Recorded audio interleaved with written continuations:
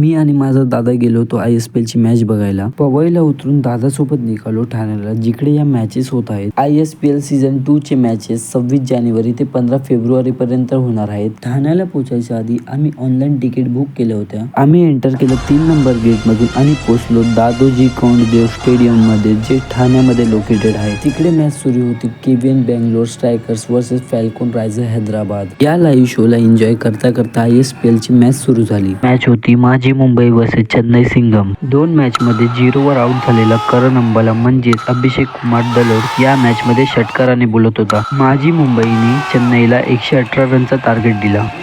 Second inning मध्ये मॅचची सुरुवात केतन म्हात्रेने षटकाराने केली. त्यानंतर केतन म्हात्रेने स्वीप शॉट खेळून चौकार मारला. हा हेलिकॉप्टर शॉट बघून असं वाटले की आज याचे 50 रन तर होणारच. अंकुर सिंगने केतन म्हात्रेचा विकेट घेऊन पाठवले डगआउटमध्ये. करण अंबालाची बॅटिंग बघून आज सगळे फॅन खुश होते. आणि मग काय 103 वरच थांबवलं चेन्नई सिंघमला आणि माझी मुंबई जिंकली.